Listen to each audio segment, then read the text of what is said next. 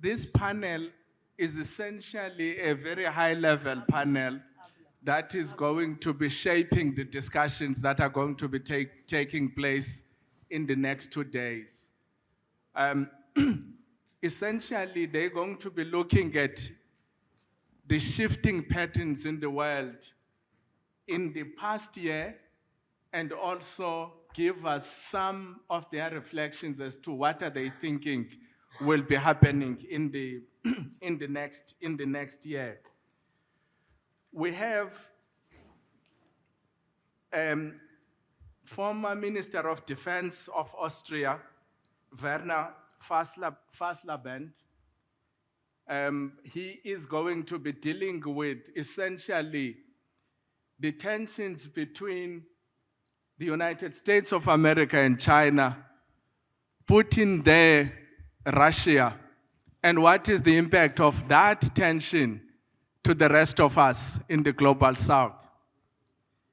And my sister Abdel Latif, the executive director of research in the Egyptian Center for Economic Studies in Egypt, will also be dealing with the same topic, but focusing on the interconnections and the impact of some of the crises of that global shift in some of the crises that the world is facing today, using the example of Palestine and Sudan.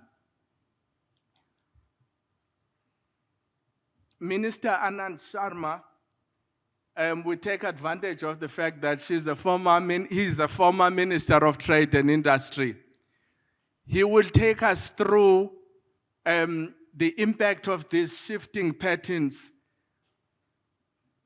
in respect of the rules-based international order, or rather international disorder, looking at the World Trade Organization as an example in the past 7 months, past 7 years, and past 30 years.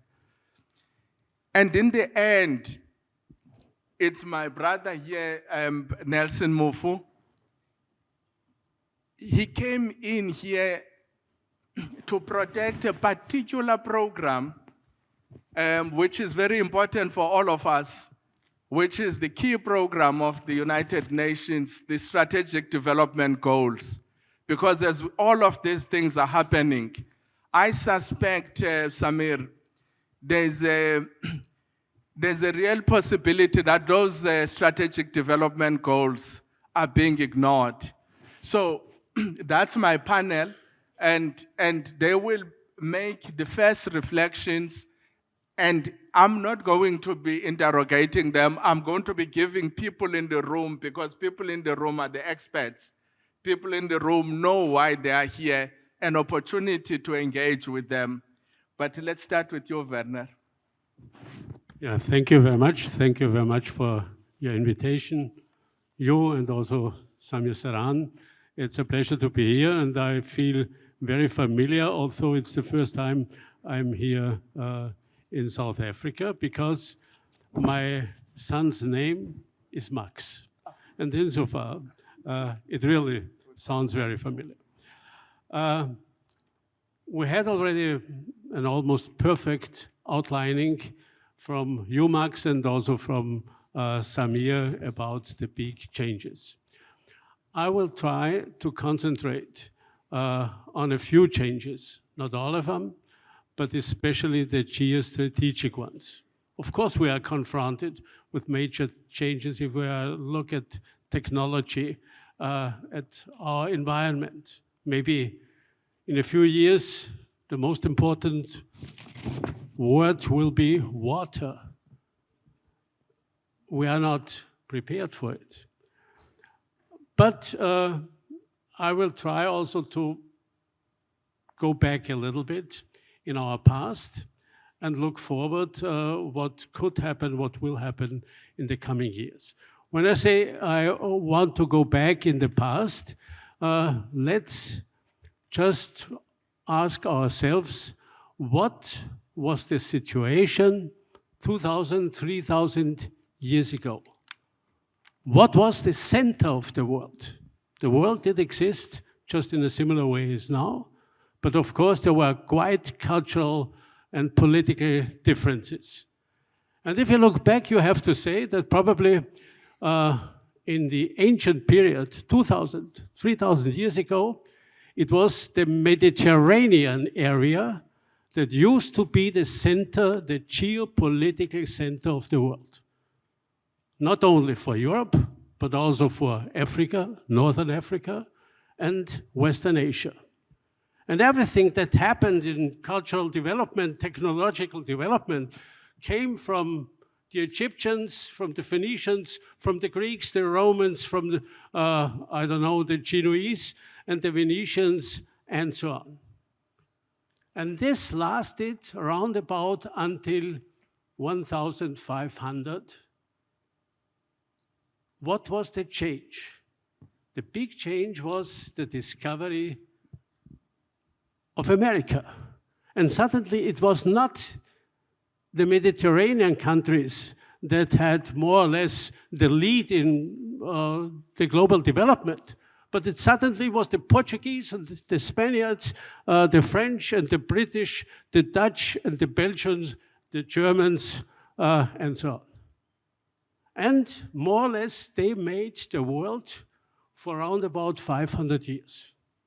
You know, when I entered school, you have to be aware that there were only 3 really independent countries in the whole continent of Africa. Not so long ago. But now we are more or less living in a period where also this period has come to an end. With the beginning of the 21st century, we are now in not an Atlantic period anymore, of course not Mediterranean, but in the Indo-Pacific area. Indo-Pacific area and the Indo-Pacific space, there are different definitions. This means that the hub of the world, the center of global gravity, changed from the Atlantic Ocean to the Indian Ocean and the Western Pacific. And this area comprises more or less the whole coast, the whole maritime coast of the Asian continent and also of the Eastern African side. It goes down the west to Australia and more or less is in between, let me say, the Atlantic Ocean on the one hand and the Eastern Pacific at the other hand. What was the reason for this? The reason for this was, of course, not just one specific motivation or whatever, but it used to be the sum out of few developments. At the one hand, it certainly was the phenomenal rise of China. Nobody expected that it would be possible within a few years, a few decades, you know, to go from zero-sum up to the very top of the world. But it also was not only China, but the whole Eastern and Southeastern Asian region. And then we had this demographic development. You know, when I started school, it also was quite interesting. Europe at this time had around about 3 times as many inhabitants as the whole African continent. Europe had around about double the population of India, not quite double of China. Now this is completely different. Of course, Africa has around about double the population of Europe, and also China and India do have more or less double of it. So far, things have changed quite a bit. And you have to be aware, it's not only this kind of demographic change, but of course also economic change. In the same period, we had, you know, this enormous rise of the Gulf states, who became the investors. And now we have a picture where you could say China is the production line of the world, India has become the service center of the world, and the Gulf states, Saudi Arabia, have become the investors of the world. But still, of course, there are some others, like the Americans, that still are more or less to have the function of the bank of the world and also to be the garrison of the world because they have the military power. And there's also Russia that has quite some military power still, although otherwise, of course, there also was quite some decline. And one of the reasons is also that, of course, Russia has really a vast territory, but only a little bit more than 140 million inhabitants. And of course, it's not so easy with, if you don't have the human sources, really to govern the world. And insofar, if we look at the situation now, of course, America is still number one. China is number two, competing very much. There is Russia still at the military side, but not a real factor against America or China. We have India, maybe a country that has the best potential for the future if it can live up with its development to the standards it is looking to. And we still have Europe, European Union, with almost 500 million people of inhabitants, very high level and also economic strength, but with a big handicap also. Out of this group of countries, it's the only one that is not a national state, but just a union, and therefore does not have a common foreign, a common security, or common defense policy. And insofar, the situation has changed quite a bit. And now we are in the situation that not only this pattern, the geostrategic situation has changed quite a bit, but also we are confronted with developments in politics that are quite different to what we have learned from the beginning. Suddenly, we have an American president who does not care about democracy, about free markets, well, a rule-based order. We do have a Chinese president who just loses his foreign minister or his defense minister or a dozen of generals within a week. No question about it.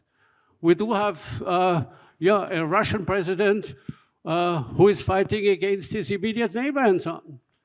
And we are obviously on the way, you know, from a rule-based order to a new imperial age where the strength is the decisive factor, if we allow it. And this will be the big question. This will be the big question. And what I can say from my own experience now, of course, this situation has surprised us in many respects. But at the other hand, you can see, you know, Europe is going to make its independent way from the Americans. Not completely, but a big, big step just by its experiences since Donald Trump overtook the presidency. We also can see, you know, that, okay, not only India is setting new initiatives, but also other countries out of the G20, as you mentioned already, you know, whether this is Brazil or South Africa and others. And insofar, the world is not shaped completely up to now. And we will be responsible whether we will have a rule-based order in the future. And this is the most important thing. Having around about 200 states all over the world with different situations in every respect, we cannot trust that one country or two countries or maybe three countries will make the business and all the others have to follow. Of course, we will have to look what is going on. We will have to respect their strength. But at the other hand, a rule-based order is in the interest of the whole world. And if you look to the challenges we do have with our environment, if you look to the fact that just, the fight, this infight between America and China does not go into more globalization, but it is sort of a deglobalization. Why? Because everybody tries, to bring his allies and his friends behind himself. And this cannot be the consequence. We want something where people in Europe can also trust on the development in Africa and Africans in India or in Southeast Asia or in South America. And therefore, of course, we will have not to overtake just developments as they are presented at the moment, but as you can see in many respects, we will be able to shape the world, to shape a rule-based order with open markets and also with governments that have to have the trust of their people. This is what we need for the future. And therefore, even if we are confronted with such big changes, we will have it in our hands to make the right changes. The world and the development of the globe has not finished yet, and it will be our challenge to do so. That was exactly 12 minutes. Thank you very much, Werner. We are at an age of an imperial age where strength is the decisive factor. Europe is getting independent from the United States. Rule-based order is the future. But interestingly, Africa has disappeared in this map. Abla. Hi. Good evening, everyone, and thank you very much for inviting me. Thank you, Samir, for inviting me. It's always great to come to the Cape Town conversations. Before I talk specifically about Africa and about Palestine, let me comment on something that Samir said. The fact that there isn't much talk about the principles, there is no principles conversation. I think this is very critical, because if we are after a new rules-based order, it has to be based on the right principles. If the right principles are not there, then we are going to be in the same vicious circle of very bad performance. When I looked at the questions for this session and looking at 2026 and what's going to happen and et cetera, and I kept on thinking back, taking stock of what happened in 2025, an old movie came to my mind, the title of which was always very interesting to me, The Good, the Bad, and the Ugly. I'm sure you all remember that, okay? It's extremely interesting and extremely relevant, okay? So looking very generally at what's happening, okay? The bad thing is that the multilateral system is collapsing. The ugly thing is that it's all happening because of one country, a huge country, but it's one country. And the good thing is that it got the Global South together, okay? In seeing that they can actually make a difference and take things forward. And depending on the interaction between the good and the bad and the ugly, this is going to determine what's going to happen in 2026, okay? Of course, the fact that G20 is going to be in the US doesn't say very nice things about that, but hopefully we learned a lesson during the last 4 years to try and make a difference. I had to start by saying those things, if you allow me. All right, can we apply the rule of the good, the bad, and the ugly on the Palestinian situation and on the African situation? Yes. Okay, let me start with Palestine. Okay, and let me start with the ugly, which is extremely obvious to everyone. The humanitarian cost that took place, the disasters, everything that happened there. okay? But the bad, okay, is also in the effect of all this on the economies of the entire world, the economies of the region, the effect on the Red Sea, the risk in the shipments, the cost that the entire world paid, the transaction cost, the extra expenses in order to avoid the region, etc., etc. But then also the bad is how we are trying to handle things now. The Palestinian situation is being looked at suddenly as if it's only about the reconstruction of Gaza. Palestine has been reduced to Gaza, okay? That's it. Very small, and let's reconstruct it. And this is becoming the focus as if this is going to be the solution. The day after is about rebuilding Gaza, okay? The day after is ignoring completely the core problem, which is the Palestinian. This is where the principles come in, the right of the Palestinians to the land. And unless this is recognized, you are never going to have proper security in the region, okay? And if you don't have security in the region, then everybody is going to suffer, not only this region, but the entire world, because the economic cost is very, very high. You can take this further and look at things like IMEC and the new corridors that emerged. The whole idea behind those corridors emerged because of the security situation in the region. So what you are doing is creating other connections, other corridors to try and avoid the problems in the region, and you are throwing a lot of money, a lot of resources in an infrastructure that might not be used at all if security is regained, because the cheapest route is the Suez Canal, okay? And if we have all those other connectivity roads, okay, they are not being efficient enough, okay, because the reason they exist is because of a political thing, not an economic thing, even though the whole thing is a business situation, okay? So this is just to say that everything is interconnected, and the bad is coming in even the way we are handling things now. Now, is there anything good in this? Yes, there is something good, despite all the horror, okay? The awareness that what is happening in this region is not just a fight between Israel and Hamas, okay?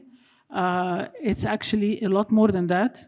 Israel is being recognized by the world, okay, as being of high danger on the sovereignty of the entire region. Another thing that emerged, but it's not seen by many people, the Gulf countries have always been looked at as being isolated islands of stability that have nothing to do with the mess that's happening in the region. But what happened proved that they are also not intact. And from the depth of that crisis, this brought about a level of solidarity and need to look at their security and at their economic situation on their own and not only rely on the outside. You see this happening with Turkey, Egypt, and Saudi to a large extent. So this recognition, okay, is an end of the old narrative and hopefully a new one where these countries collaborate better. Now, how much of this is going to actually happen? Again, how strong the good is versus the bad versus the ugly. On Sudan is a very, very, very sad case. And the ugliest part about it is that it's ignored by the world. It's not being looked at all, okay? Millions and millions of people in Sudan are being displaced. It's a horrible war that is being described incorrectly as being a domestic war, okay, between the army and those rapid forces, when actually it's a regional problem, it's regional instability. There is a lot of interference by external forces, external countries, okay? And the situation is not resolved, and all the bad policies, again, is being looked at as if it's a domestic situation, okay? Is there something good about it? Okay. Again, can you get anything that's good here? What's happening in Sudan is a model for the exploitation of Africa that is actually taking place, has taken place forever, and is continuing to take place. okay? The exploitation and the rivalries between countries as they interfere in Africa, going after their own interests, okay? So hopefully Africa is going to wake up. I hope that Africa wakes up and watches and sees the level of exploitation for its resources that's taking place. All the talks about connectivity and about new corridors that are being talked about, they're all after, okay, the extraction of the minerals in Africa. And the African Union, even though it does have a place in the G20, this place is nothing but a voice, but it's not a terribly effective one yet, and will not be so unless there is a secretariat that represents the entire continent, not only the president of the AU being a representative, and when he's changed, all the topics that are being discussed are also changed. So the AU needs to be a powerful player in the G20 if anything is going to happen. And what's happening in Sudan, okay, is an example for how when Africa is not united and tries to pull its forces together, okay, it will be the field for rivalries and fights between different countries and exploitation. One of the strongest statements that I heard in Cairo Forum, which is a conference I had in Cairo recently, was by actually an African brother, and he said the world right now is in a feast. There is a huge table, everybody has a seat, and Africa is the menu, okay? So hopefully Africa is not going to be the menu. Thank you. Just before we pass that, in your analogies of the good, the bad, and the ugly, the 17th of November resolution 2803 on Gaza to implement Trump's peace plan, where do you locate Well, that Trump is a resolution? problem. Trump is the problem. Trump's support for Israel is the problem. Again, it's very easy to see the rhetoric in the whole thing. Trump's plan is to have a Riviera in Gaza, not to have Gaza of the people or Palestine of the people. And so any move in the right direction of having peace is good, but I don't see, okay, at all, until now, a recognition of Palestine as a country, okay, as it should be. You cannot even be talking about reconstruction of Palestine when you do not have a proper Palestinian state. They're going to live there. So how is it going to look like? So Trump's plan is simply supporting what Israel is continuing to do and will continue to be the case until the Arabs get together, okay, and understand that their interests and their safety is in their own hands. And they cannot wait and should not wait for outsiders to do it. And that includes the Gulf countries. So that's part of the 13 members of that were sitting in the Security Council that didn't oppose this Trump plan, have they become a problem? No, and then opposing the plan, but doing what? Okay, you can't just oppose the plan. You need to have another suggestion. You need to encourage the Palestine to have its own voice. They have to choose who is to lead them, etc., etc., etc. I think all the solutions will need to come from the global South, wherever, in each and every area, it has to come from them. And unless they put themselves together, okay, and raise their voice and have solutions and have practical solutions on the ground, nothing is going to happen. It's going to be only rhetoric. Africa is always talking about getting together and not being exploited and respecting the rights of their youth, etc. But they're not doing anything about it, and they are not united, and that's the problem. Okay, Thanks. all of this is on the ugly side. Minister, from the Gaza as the graveyard of international law, we are sitting with the possibility of WTO being a graveyard of international trade rules. At the outset, I would like to thank the Thabo Mbeki Foundation and the ORF for convening this year's conversations soon after a very important summit of G20 countries in Johannesburg. is not a question merely of the WTO as an organization. In my mind, and a view shared by many, we are looking at what we had gained, the efforts that were made, institutions that were built in the last 78 years when it comes to creating a global architecture which had sovereign equality, justice, and democracy as the foundational principles. What we are seeing today is the unraveling, a very sustained systemic assault coming from the preeminent military and economic power. You use the word or expression, new imperialism. Well, when we look at what has happened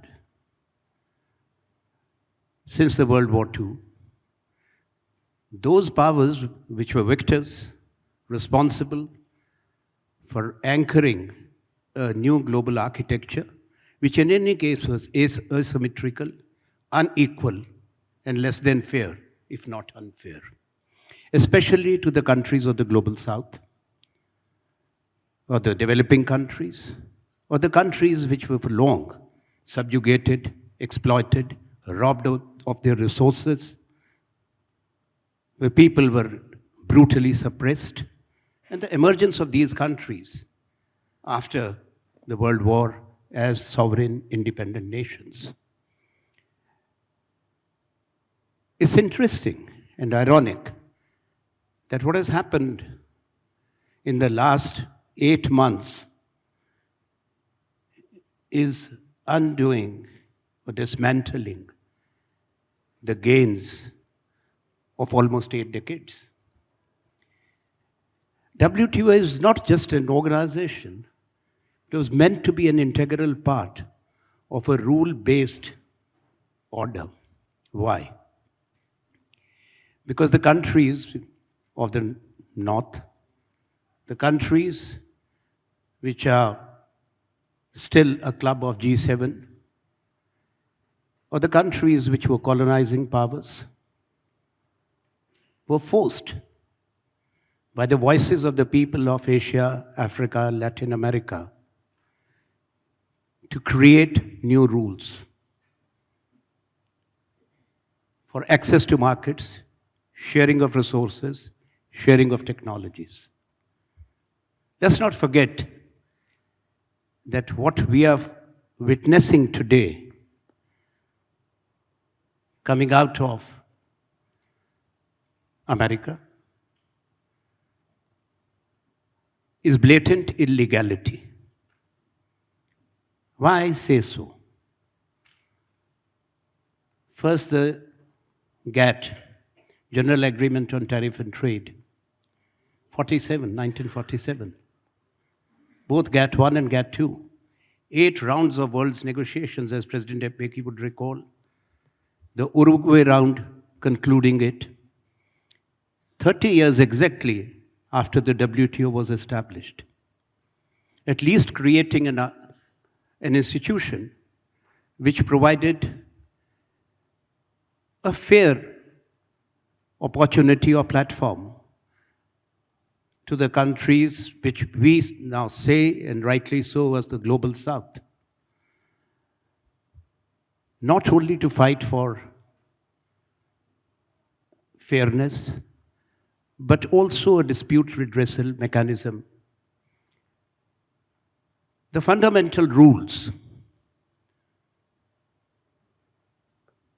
were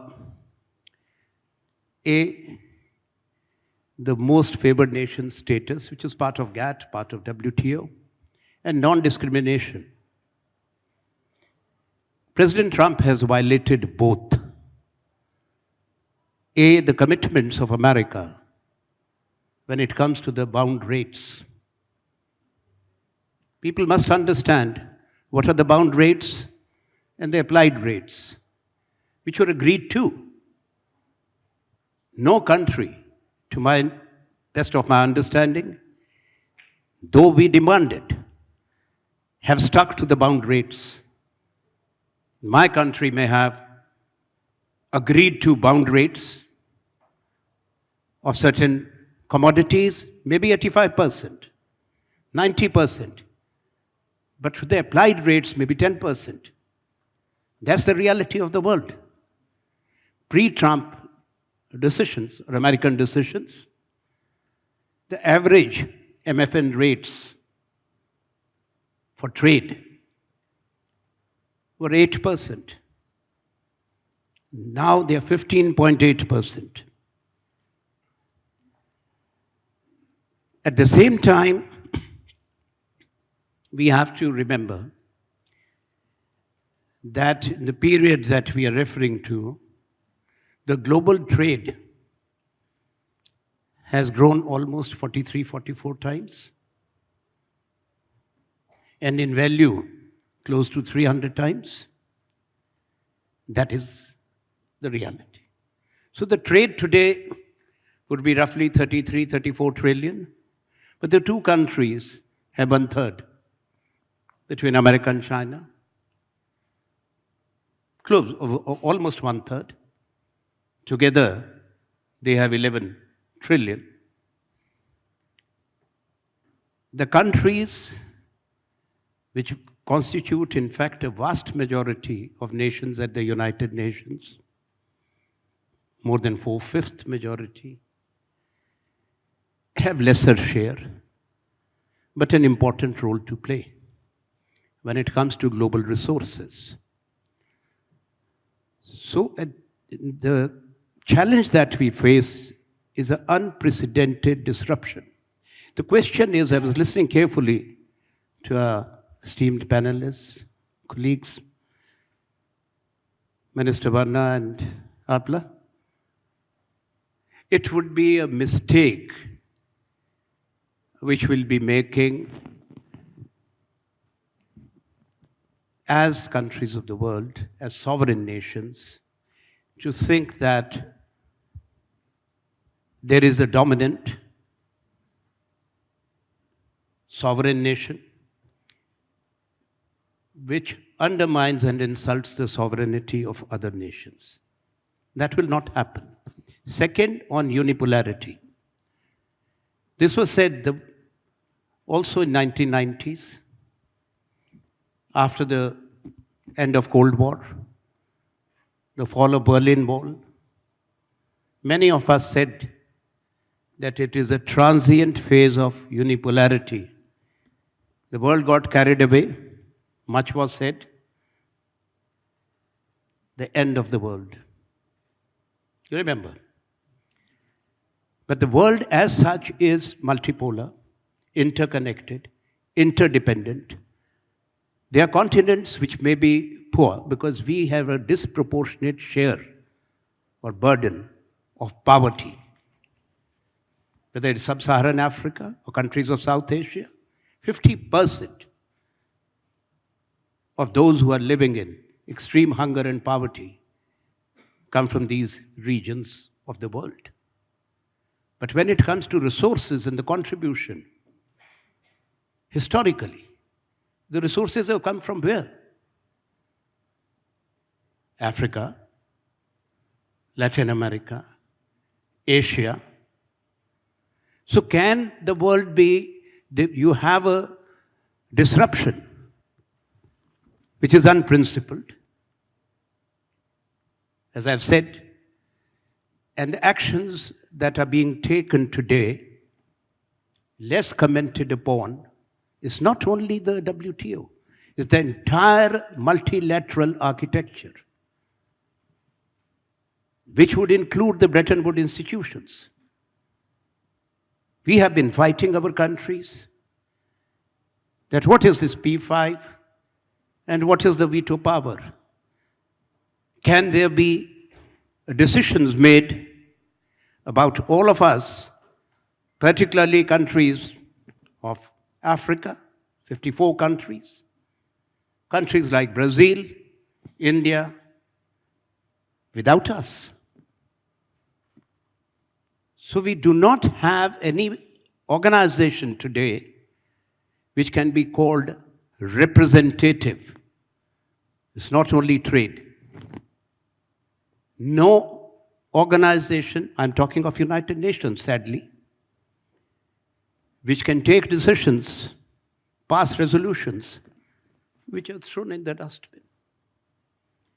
Are we forgetting what we have seen in the last 2 years? Our sister here was referring about Palestine. Question is, on these issues, many of us, belong to a generation which came out of activism. We saw struggles. The voices were different. Today, the question which comes to my mind, has the world lost its conscience, its soul? That what were the gains? As we are talking here, the last 4 summits of G20 on the trot. G20 did not emerge from a vacuum. Nobody can say stay away from it or belittle it. It emerged out of compulsion after the Asian economic crisis, and as Samir said, the global financial crisis of 2008, where the countries of the global south enormously contributed to stabilizing of the world, and we rebounded quickly. So it's not a question of the will.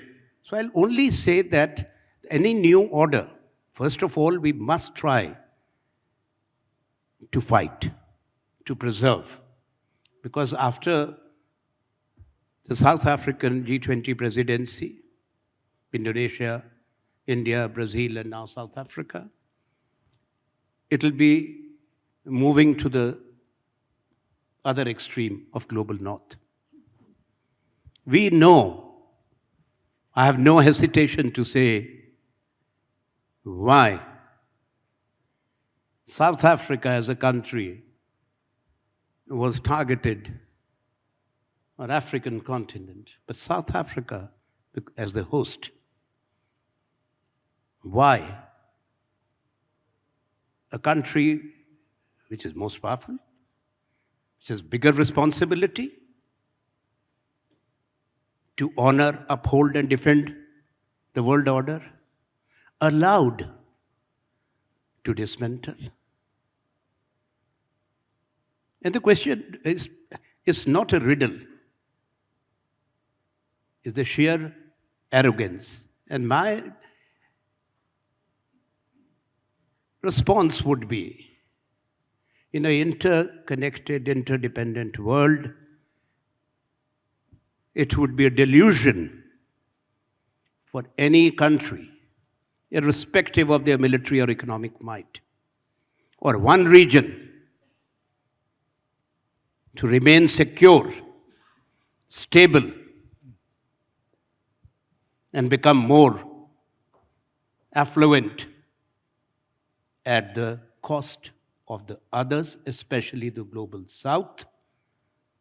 We have to think in terms of one world for solutions.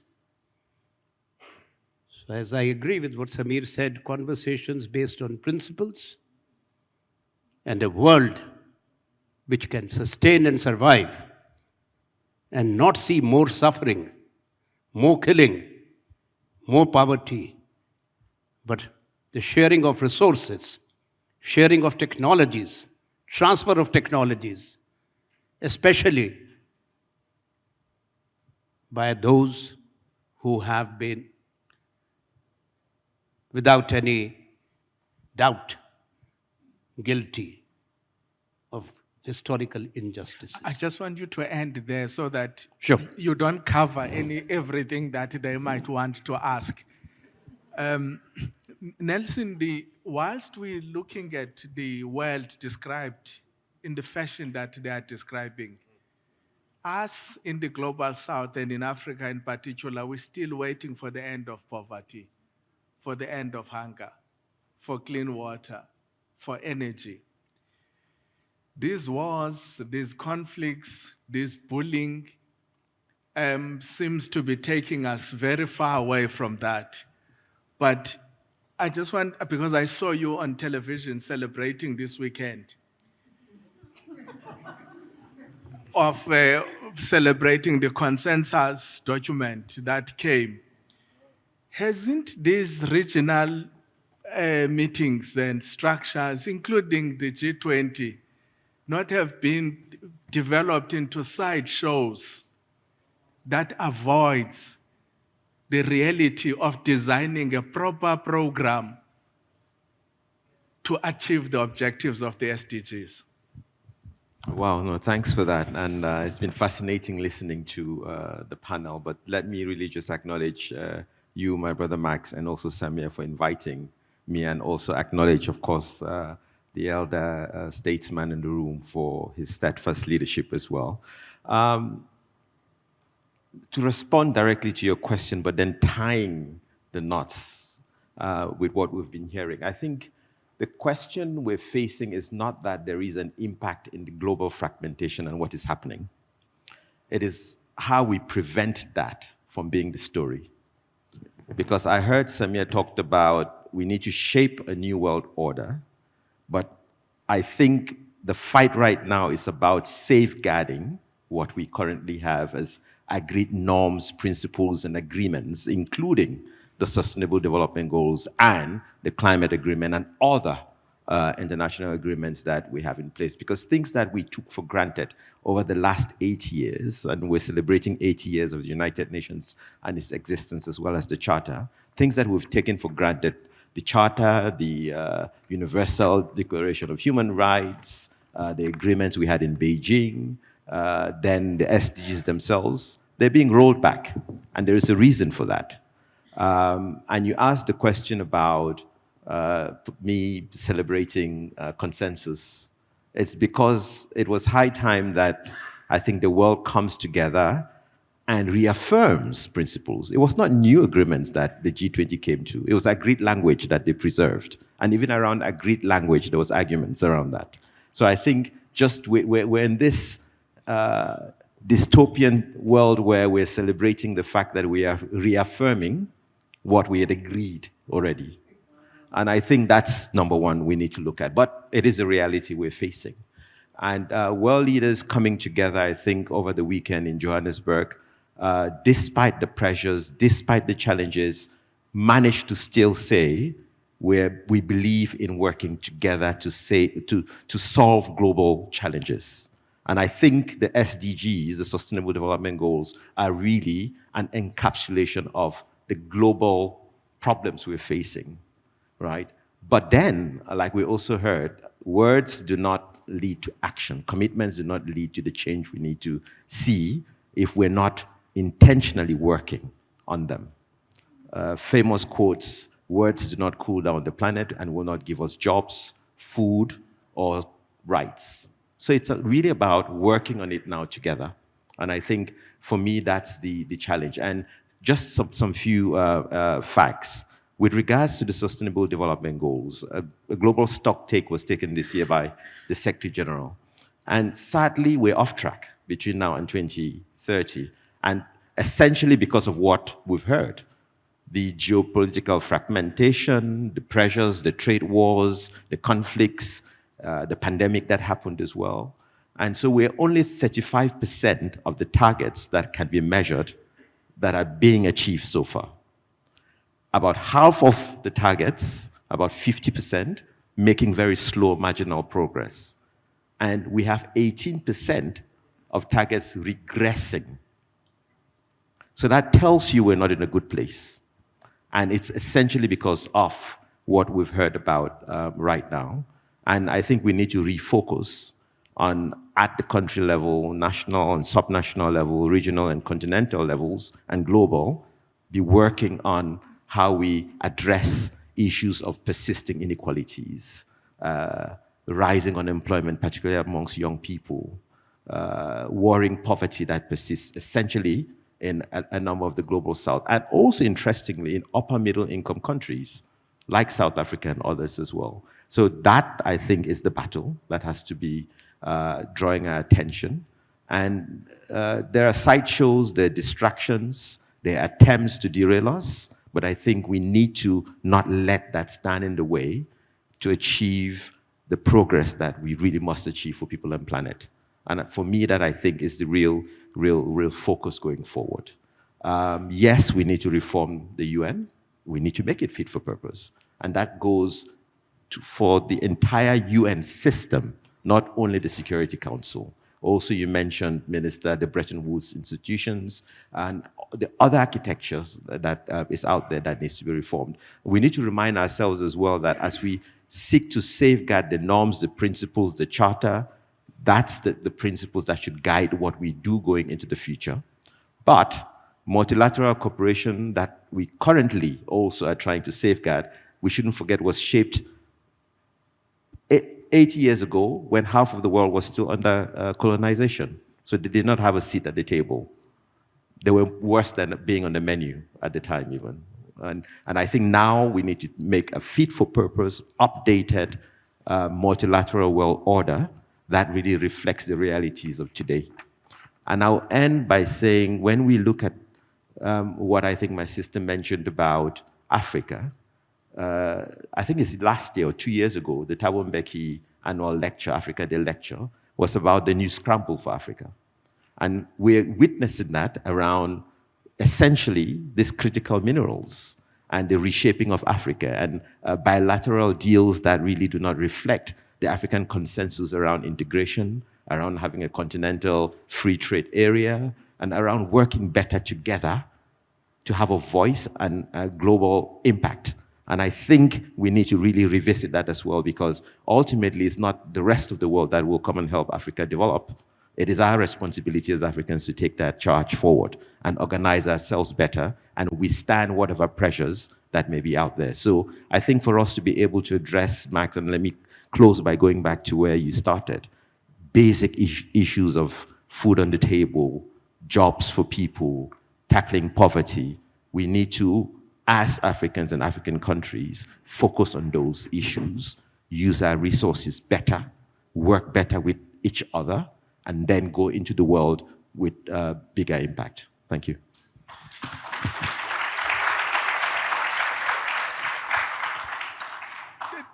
Those hands are a bit cold for this wonderful team. Can we do that again? No, but thank you very much. Colleagues, this is a feast prepared for all of you. So you are invited to join in it. Sunaina, the program director, has done something. She has switched off the watches. So we have no time measures because the clock is off. I'm not sure how long we're going to take, but I'm going to take first 5 questions, short comments, no speeches. Thank you, Max, for a wonderful thing. I'm Pranjal Sharma from India. I am also a non-resident fellow with ORF for Middle East. You know, in the whole fog of wars, the trade wars and the real wars, we've forgotten something very basic, the industrial collapse of Europe. For the first time in 30 years, car making in Germany is at the lowest point. Europe-Africa relationship is actually at the core of what we're trying to talk about. Europe likes to build dependencies. For example, Africa still buys 35 billion, 40 billion worth of food from Europe, which is criminal if you ask me. So in a time when the industrial collapse of Europe is taking place, there is dependencies on food of Africa. There's CFA franc, which is controlling the monetary union of more than 14 countries. How do we rebuild? I believe that the collapse of Europe is an opportunity for Global South, especially Africa. Can we build on that? Without Europe becoming weak, I don't think Africa can rise, because That's a core relationship that we tend to ignore when we look at, all other key players in the world. Thank you. Just for good order, if you need to ask questions, just stand on a queue next to the mic. We'll go to that side. Thank you very much. I have a short comment. It was said that we need to shape our world. Who are you? Václav Lukovic. I come from Europe. I have a Polish and German. I am in the medical industry. And I have to say, as it was said, we need to shape the world order. I would like to address Werner Fassleben, who said that, the world was European, it was Mediterranean. I think it is a little bit ironic as we stand here in Africa, as we talk about the global south, as we talk about the G20, and actually the world wasn't European. We need to leave this paradigm that is Eurocentric if we want to shape the future. 2,000 years ago, we had the Sun dynasty, we had the Han dynasty, we had a lot of Indian dynasties, which unfortunately I cannot pronounce, but I know they were very sophisticated. We had Mayan dynasties, we had the Ghana dynasty. So please, I think part of the problem is that we were too Eurocentric. And while we shouldn't look back, we must look forward, but let us get away from this Eurocentric approach, because in many cases it's wrong. Thank you. Werner, I suggest you don't contest that. This is cradle of humanity. Hi, my name is Dominic. I'm from Ivory Coast. I would like first to thank the panelists and particularly Sami and ORF for bringing us together, and for Excellency Thabo Mbeki, special thanks because I remember I was that young, in my 20s. But I would like to thank you for your efforts for the peace in Ivory Coast around 2010. Thanks for that. I have a question and a point of view that I would like to share with you guys. The question is, and let me go straight to the point, it's about the purpose, as Sami said. We are investing in nuclear weapon and all those things that are made and built to kill and destroy. I would like to ask, what is the real purpose of doing this? Because I really doubt any country in this world will wake up a morning and decide to throw a nuclear bomb into another country. I really doubt, unless we can discuss that. I have no problem. And then the point that I would like to mention is when I look at my Africa and what is happening at the moment, I again think that we are doing the wrong fight, because we are trying to protect what we do not have. We are protecting barriers that we even never drew. It's been drawn not with our contribution. Secondly, we are protecting our economy. We do not have any structured economy. I think we should definitely be open, more inclusive, share knowledge, share experience. And to finish, I would like to take the example of the BRICS, because yes, we talk about United Nations, that's a very large group. We break it down to African Union. What is the support of this organization to African countries when there is a real problem in a certain country?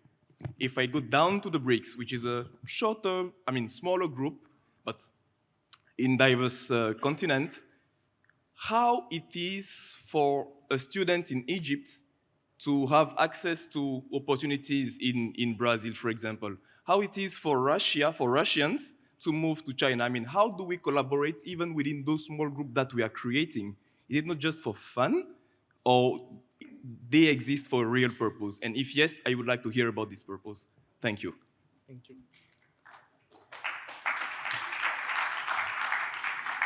Masanori. Thank you. Thank you for wonderful talks. My name is Masanori Kobayashi from the Saseka Peace Foundation in Japan. I just wanted to follow up to the remarks made by Mr. Sharma that the world lost conscience. I think this is one of the really powerful message, and we saw that we believed in people's conscience to build equitable, prosperous world. But People easily use pandemic and the climate change as an easy excuse for our failure. Why did we fail to live up to the people's expectations, and why did we lose conscience? Why did we lose the people believing in conscience to work together to build the world that we would like to have? And I just wanted to get a little more elaboration from you. I came back from Brazil attending climate change talks. We saw another big backlash, G20 meeting taking place here without an important player. Who do we have to believe to build a collective conscience that we really need to build the world we would like to have? Thank you. Thanks. I think,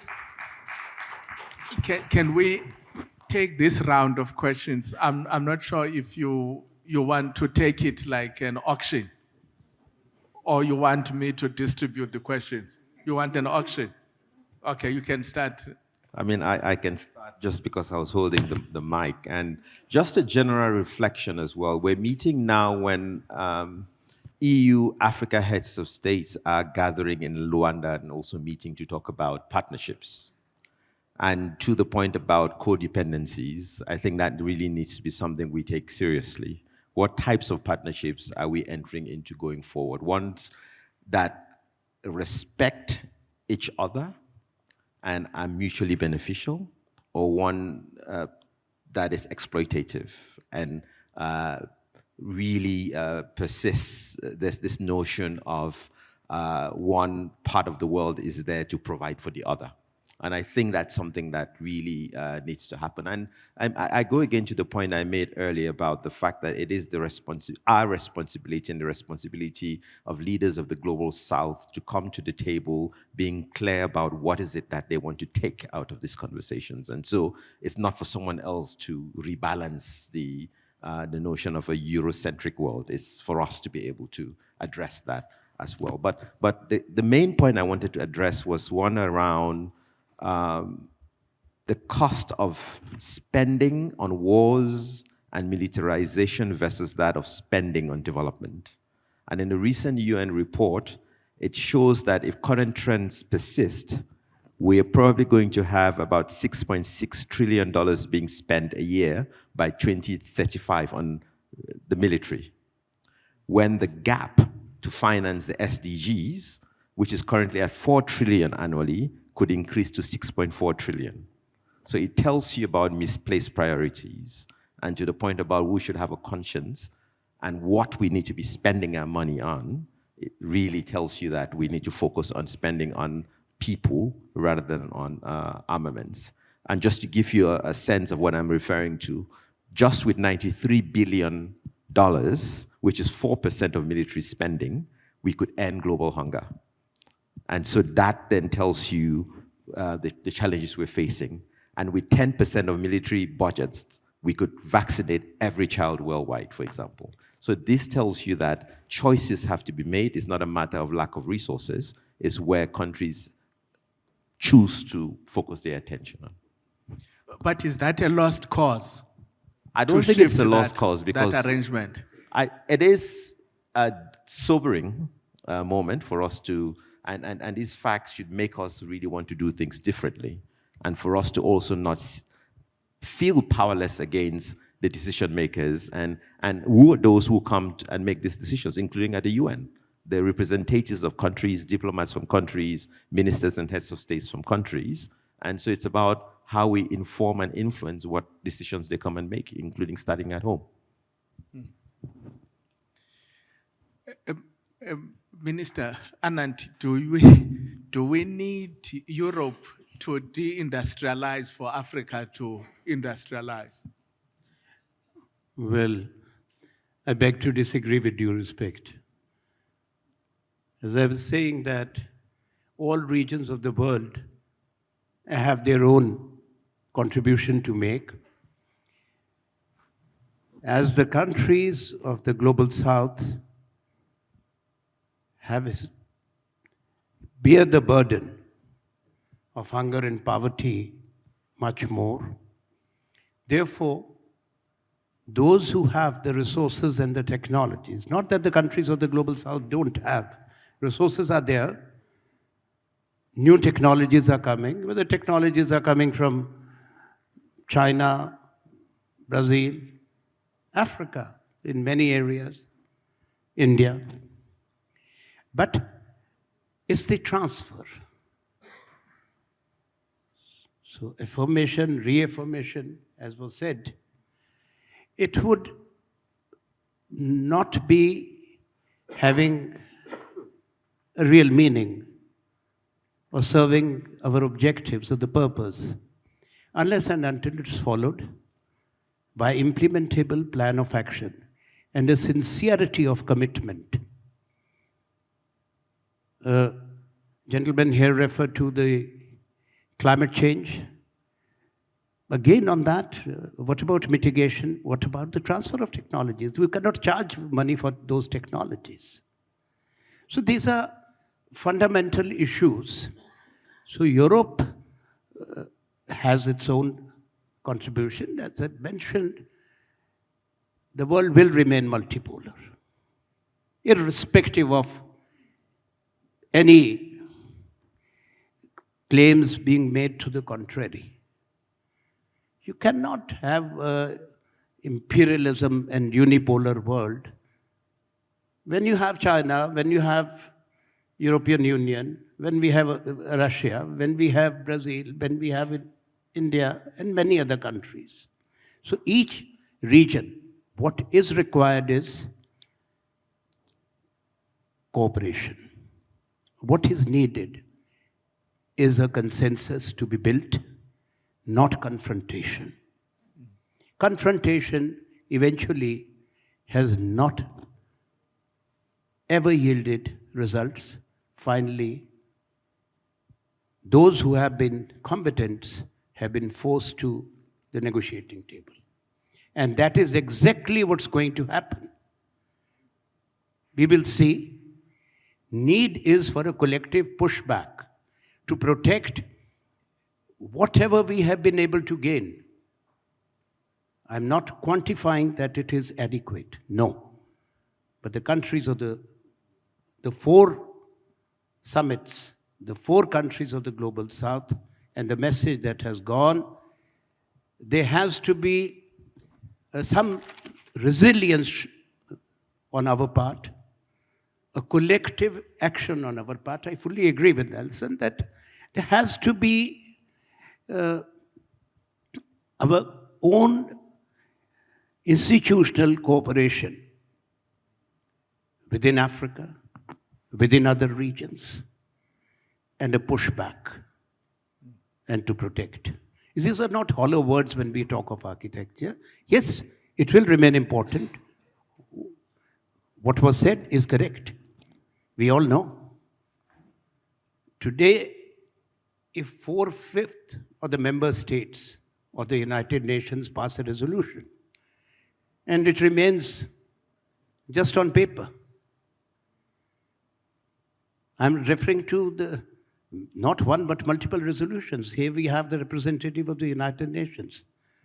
I don't have to speak on the SDGs, but let's not forget, it started by the turn of the century with the Heligandum Summit. What were the resources committed then? Even 1%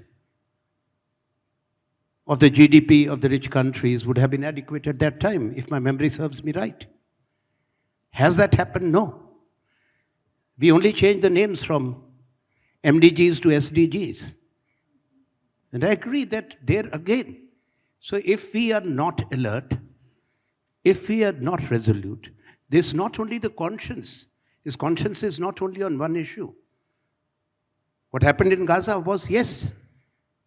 But when you look at what's happening in Sudan, what's happened in Congo, when you look at poverty, when you look at rising inequality, so it's the collective conscience has to be connected with all these issues, not an isolated issue. And that's, in my view, it's not that there is any collapse taking place anywhere. We have to prevent a global collapse of this architecture that has been built over decades. Maybe the reason he was saying that if Europe doesn't progress economically the way it's been progressing, it will be less arrogant. So I don't want to debate well, that. I think just wanna, then the don't it worry, has to go don't worry, beyond. Don't worry. My leader there has indicated that the clock is now working. So what then is going to happen is that I will have my last two panelists to respond both to the questions that they had and then have their closing remarks. In particular, Abla, the question Dominic raised, is there any need or any sense to protect what we don't have instead of using a collective power to develop? Why are you always asking me those questions?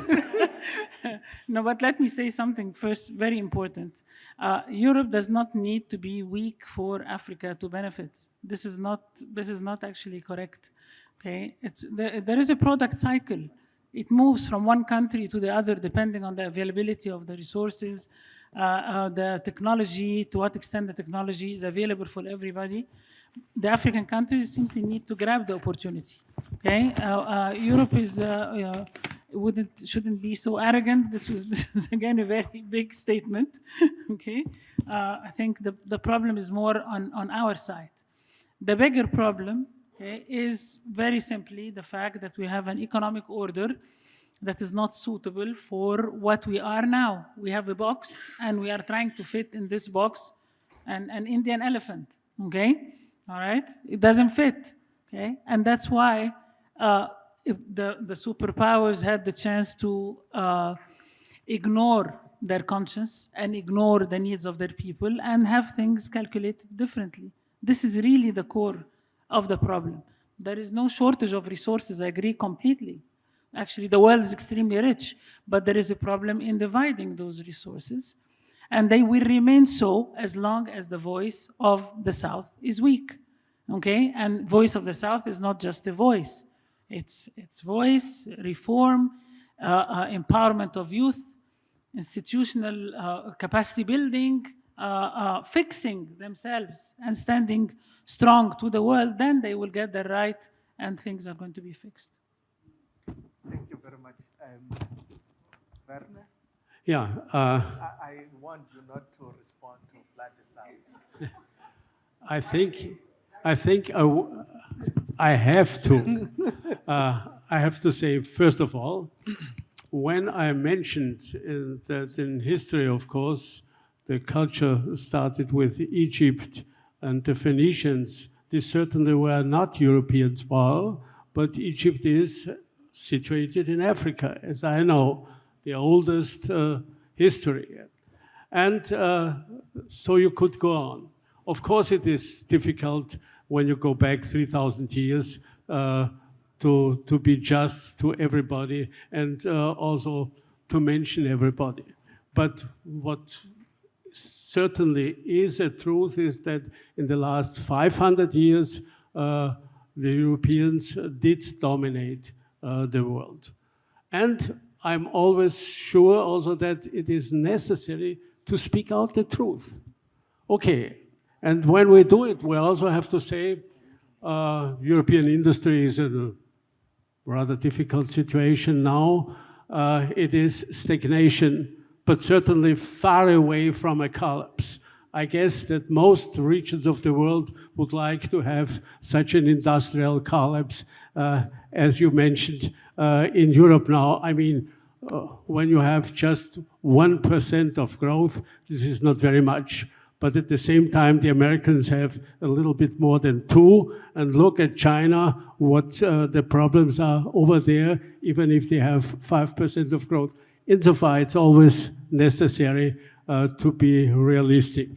And I would say, you know, if you ask me what is the most important question from my point of view for Africa? Africa has 17% of the world's population. But only 4% of the trade volume and 2% of the production, the world industrial production volume. Okay, so the most important question is, how can you change these relations? Your big advantage for the future will be that you have 30% of the most important minerals of the world, and that you will have the youngest workforce of the world, and insofar also human capabilities for the future. So far, why don't people not invest? I used to work also before I became a minister 20 years in private industry.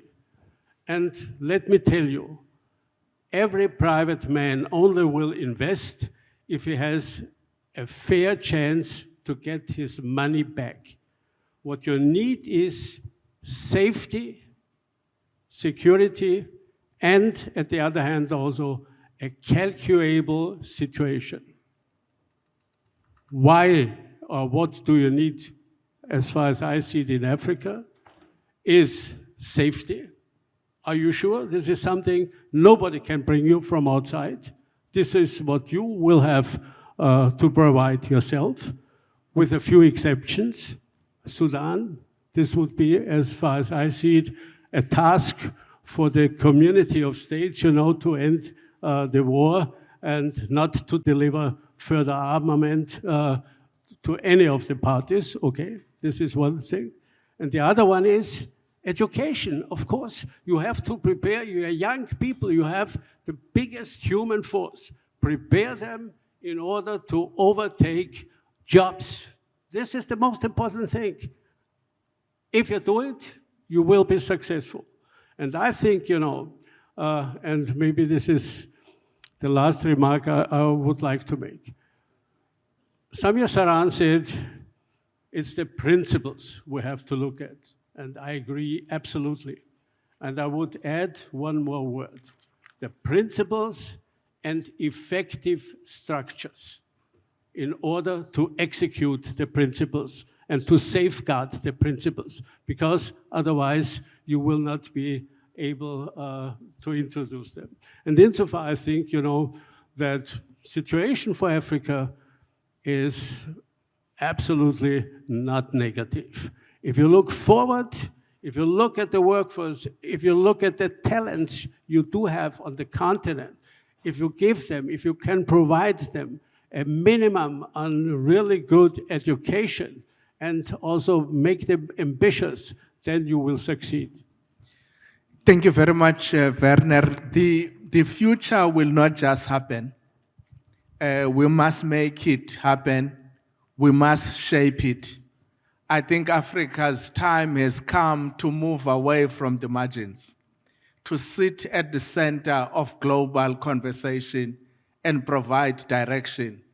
I think our success will be based on our agency, our cooperation, and our connectivity.